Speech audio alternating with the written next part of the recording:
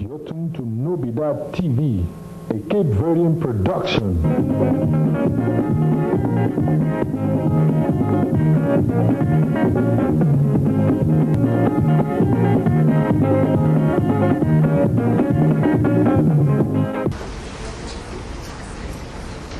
Our next speaker, his family comes from the Congo. His father was involved in that resistance as a professor. That resistance against neo-colonial oppression that was led after the independence of Congo by a man named Joseph Mobutu. Professor Dibinga, would you please rise? The father of our next speaker.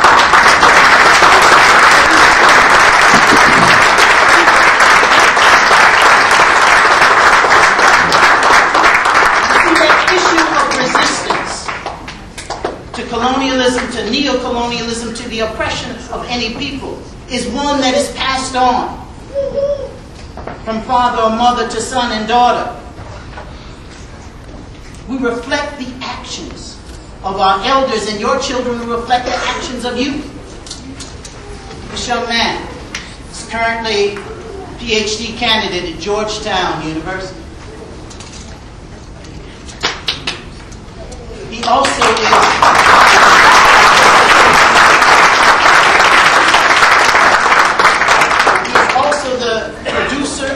and distributor of his own CDs.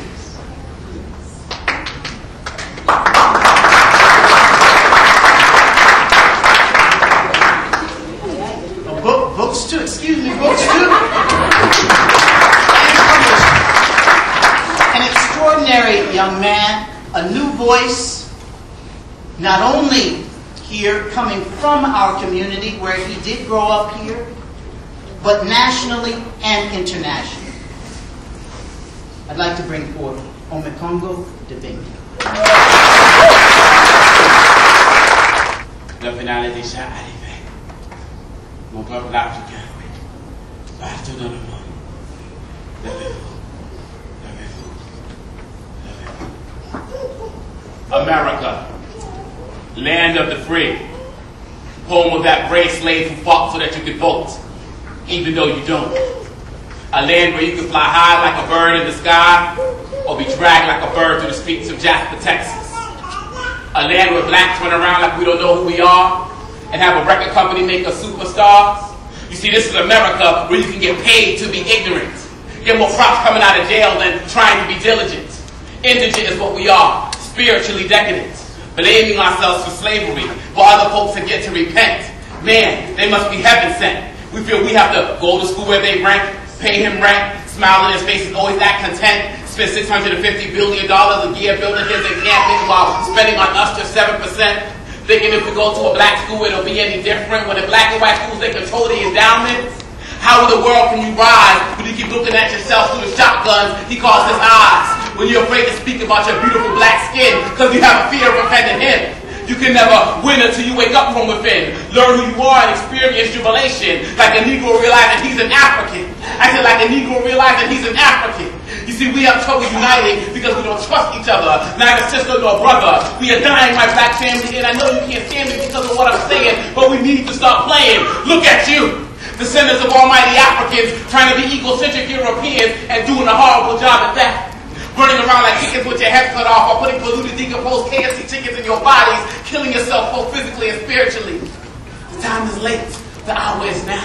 We need to stand up, black family, and be black and proud, and say it loud. Because you see, we're in America, but America ain't got to be in us. We need to rise up like the dust in the sandstone for white supremacy. Say a part of your blackness, because it's all that you got. Stop prostituting our race like no one ever fought, so that you can be in America and enjoy what you do. My name is Omekongo Dibinga. I'm founder and CEO of Free Your Mind Publishing.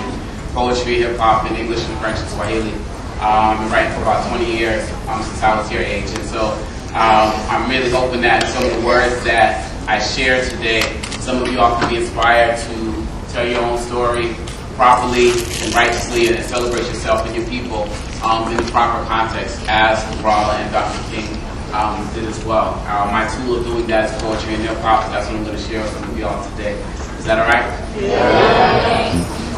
Let's talk about love. This is a story about love. Not that Valentine's Day love or that motherly love. It ain't even about that Philly brotherly love. No. You see, this is a story about the love that hate produced. I said this is a story about the love that hate produced. It's a story about Africa and all of her children still loving themselves after centuries of systemic injustice. It's a story about tragic transatlantic treason and burning boundaries being drawn across ethnic lines with no rhyme or reason. It's a story about enslaved Africans beating the odds and nations conquering other nations and changing their monotheistic gods by creating missionary positions in order to religiously rob Africans of their own religion. It's a story about Europeans using civil lies to try to civilize the creators of civilization. And it's a story about Klan rallies and white families gathering on a sweltering Sunday afternoon around 5:30 for a friendly game of blacks being burned alive at the stake and living for over 300 years as enemies of the state.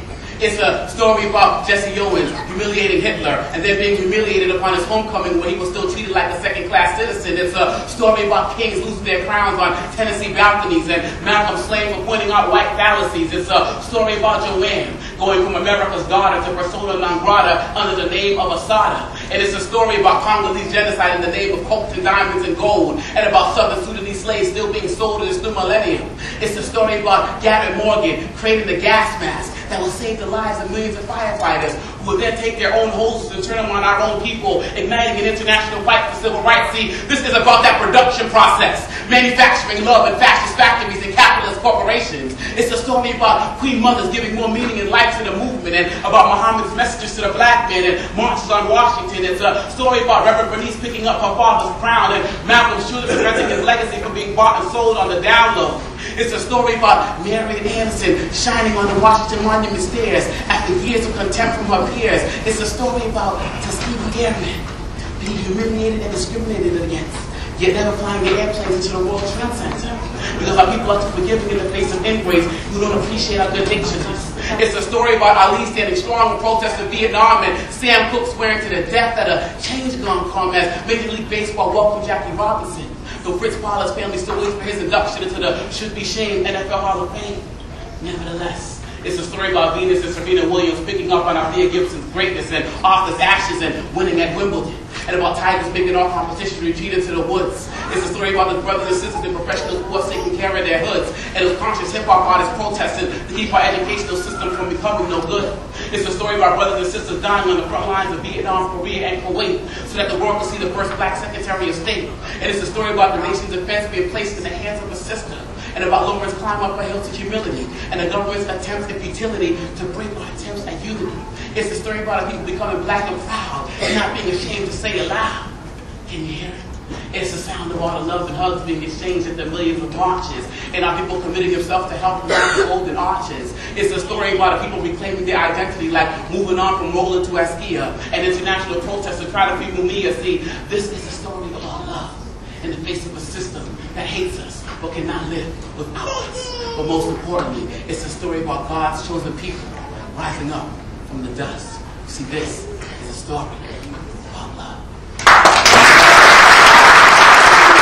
My belief is that, this is only my belief is that we as a people have true knowledge of our history, then we would not act the way that we do. We wouldn't walk around watching videos talking about throw some D's on it. In both senses of the song, you know, as our friend Silver Boy likes to demonstrate recently in a recent video, we wouldn't walk around ourselves in the language that we refer to, N this and B that and H that and other types of language that becomes popular. We wouldn't walk around dressed like prisoners. We would walk around dressed like prospects and not suspects. You get what I'm saying? We'd be representing ourselves in school properly. We'd be showing up if we knew where we were from. But unfortunately, because of the state of our educational system, many of us don't know where we're from, and so we learn most of what we learn through the music that's put out in front of us today, which is very tragic. Because even many of us don't understand that hip-hop in itself, in its history and its culture, is revolutionary. But we don't see it in what's being put out there. So we're losing hip-hop because of these messages that are putting out there. And that's what the title of this next poem is. It's entitled Losing Hip-Hop. Y'all still with me? Yeah. This is a call to all who claim the game and embarrass our people with lewd acts without shame, because you never have to accept blame for the state of our youth. Walking proud in your Rockwell suits and rocking in rented cars. Making our children think your big ball is packing mad loot. but you're really only in pursuit of the booty, so you feel it's your duty to lie to our soldiers about your murdering STD immunity, or record executives that you spit your ignorance with impunity, because they don't want to see black unity, because they take 17, 18, and 19-year-old Nubians who think they're jiggers and promise them 6 figures. So these kids who don't even know how to balance checks, now perform with no checks and balances, only thinking with their balances, not realizing their malice is guiding their thoughts. Brothers who don't know their history, so they find strength in their hormones and the ability to pack more chrome, all in the name of keeping it real. Not realizing that hip-hop culture is really determined by CEO vultures hovering over ghetto projects, waiting to pluck at the empty pockets of another lost mind and promise to turn them into ghetto prophets, but making profits with record execs seems to be the only prophecy that comes true. So what can we do, rap man? Well, maybe we can start by following Talib Kweli's hip-hop manifesto and start picking relevant revelations in our freestyles. And in the meanwhile, we can become hip-hop contributors by learning to be black distributors and earning more than $1.50 per CD sale, or posting $10,000 bail for gun or crack possession. How many strung out, paroled, or murdered MCs do we have to see before we learn our lesson? Do we have to wait for more of our sons to lose their shine behind prison lines, or wait to fall from the big time by ending up like Biggie Smalls, or maybe have more lost boys like Freaky Todd Tupac? You see, we don't realize that the scenario has been remixed and sent around the world to make others think we don't love ourselves, because the big L that we lost pales in comparison to the bigger L we're about to take, because our entire cultural continuum is now at stake, son. So if we can stop being fake ones, then maybe we can resurrect this hip-hop nation. So to my rap man, nah, I ain't mad at you. I'm just disappointed because our elders are out of touch with you. And so now Asta is your big sister, and you got big Warner Brothers showing you how to be an ignorant black man, while Sony introduces your prepubescent mind to his cousin Virgin Records, so you can get screwed for the first time on contracts that you signed with no consultation from independent lawyers. So, nah, rap man, I ain't mad at you.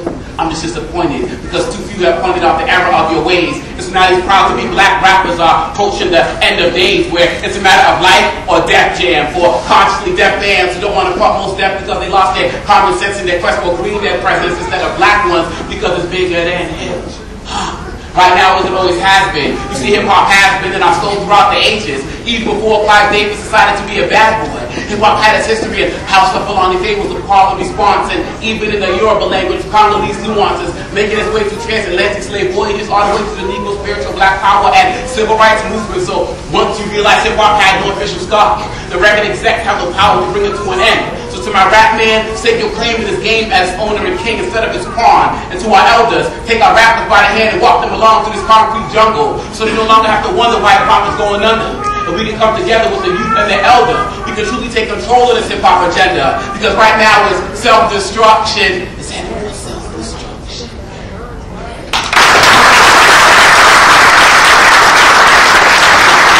You know, it's hard because in this day and age, folks like me, you know, who are rappers, and folks like, you know, the foundation who you're going to hear earlier, it's very difficult because many of us who are trying to represent our people properly, it is very difficult to get the exposure that we're looking for on television. I have performed in, I've lived and worked in 16 countries. My work has been on television in over 150 countries. But most of America doesn't know what people like me do because we think there's only one type of hip-hop, only one type of rap, only one type of poetry.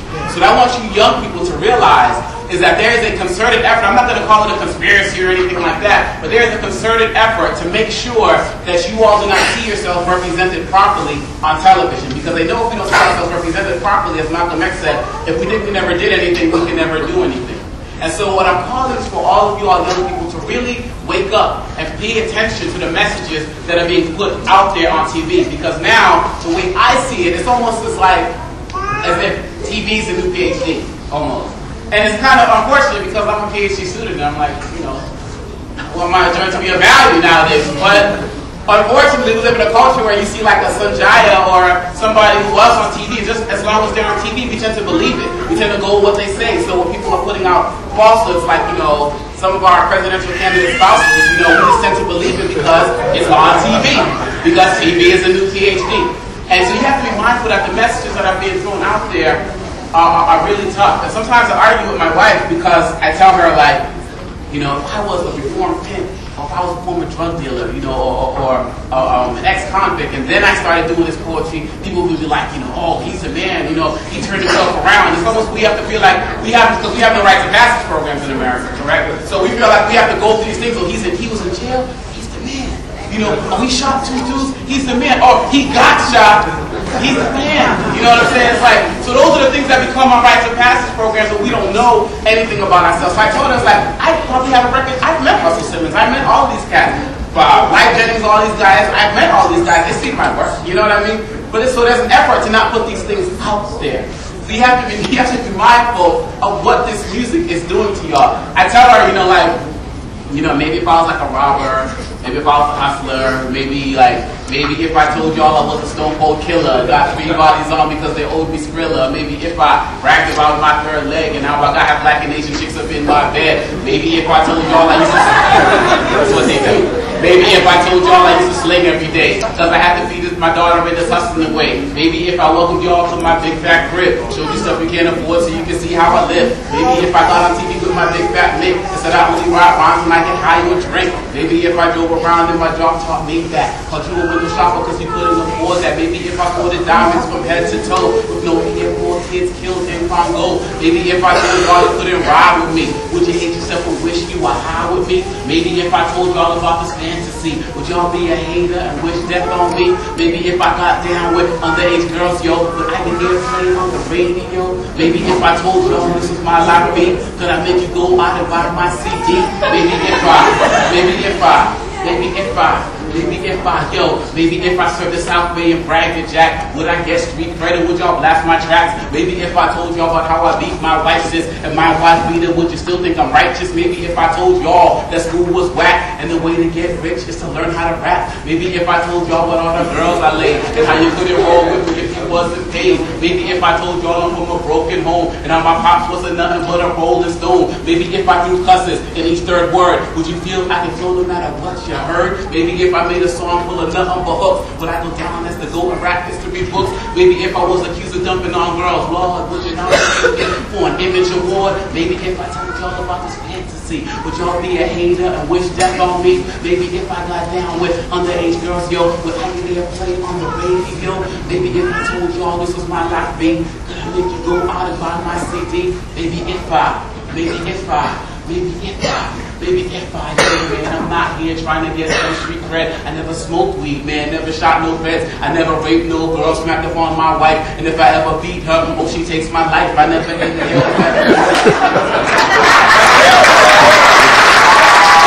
I never inhaled meth or no PCP. I'm proud to say I'm studying for my PhD. I'm from the hood where I grew up in a house with rats. And there was times I had to wonder where my next meal was at. I don't know what it's like I sell my soul to perform, but I put blankets over stoves to keep my family warm. And you think in America you understand poor until you live in the country suffering from a war, yo. Towns with no husbands, what took its toll. Burying your cousin died from a common cold. Man, I wrote these rhymes to make you question was real. Don't sell your soul and write lies to get a fresh deal. Maybe if I took y'all about this fantasy, would y'all be a hater and wish death on me? Maybe if I got down with underage girls, yo, would I get their slay on the radio?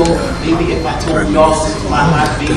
So what is that? I mean, I see this one. I put a you would show something. Was it a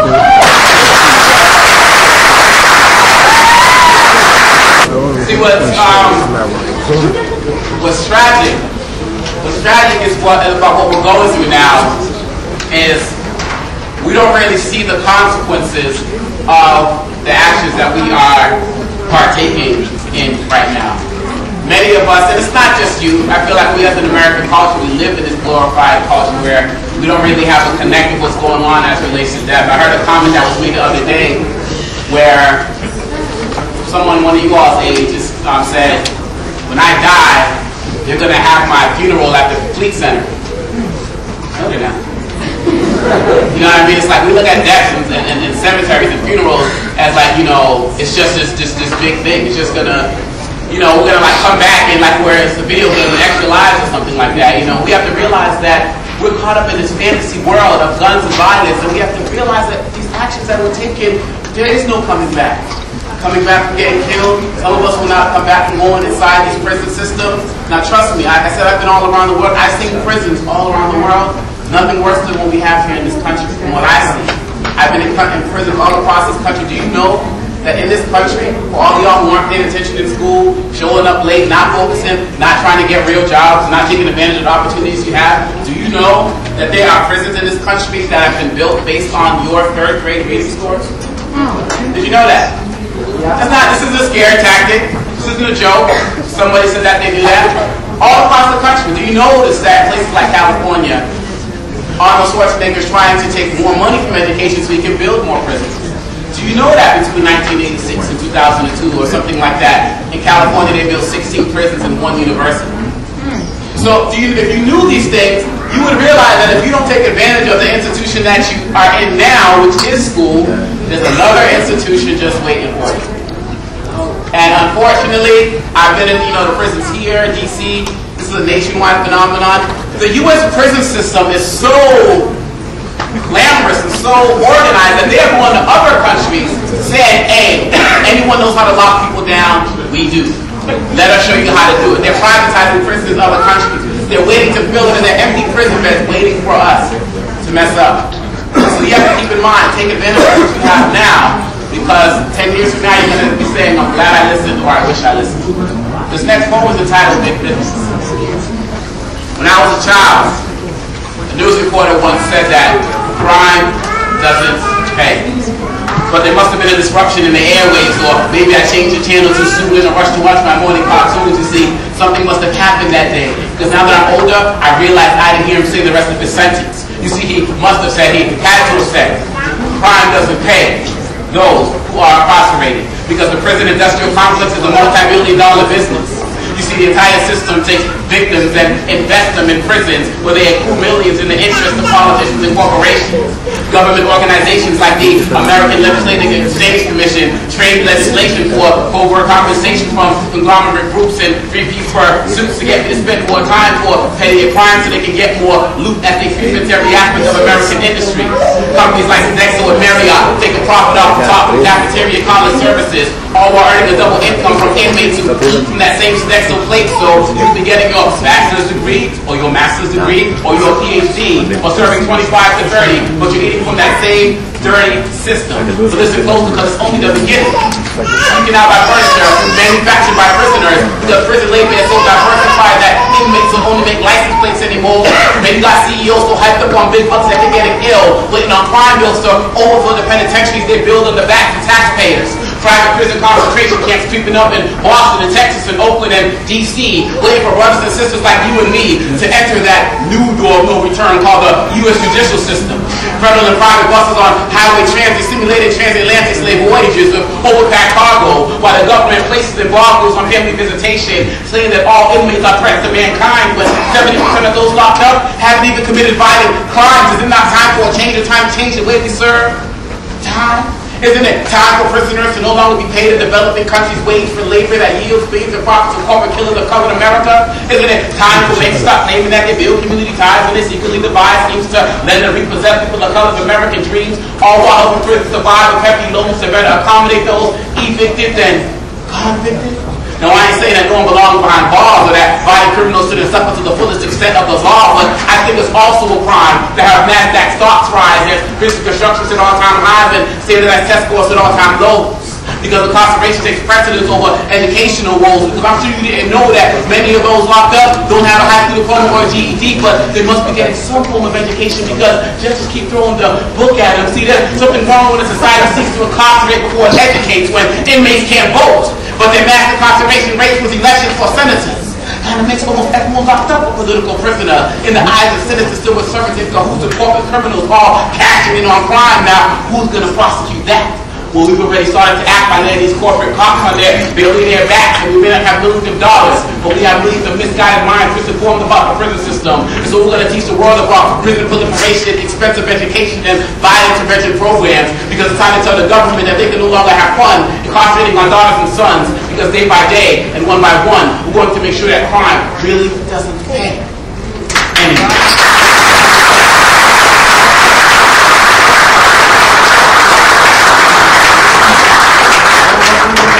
Now, before I get into this last poem, I think it's important for you all, it's important for all of us to make sure we separate the real from the fake. And I'm not just going to point out the problems without talking about, you know, some great solutions. You know, one of the things that we have to do is we have to relearn how to build ourselves up properly. We have to learn how to take advantage of jobs and, you know, get and work in our community. We see so many things on television and we don't see the value of hard work because we see guys on like YouTube crying about leave Britney Spears alone, and next thing we know they got a TV show, you know, or we see guys who are making the band and they're stars the next day. We don't see the value of hard work.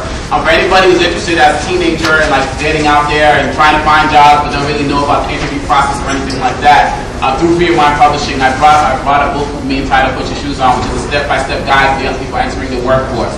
So if no one told you that you shouldn't wear a do-rag to an interview, for example, you can find information like that in the book. So you can check that out in the back. It's a great high school resource, it's a great career services resource if people are interested in that.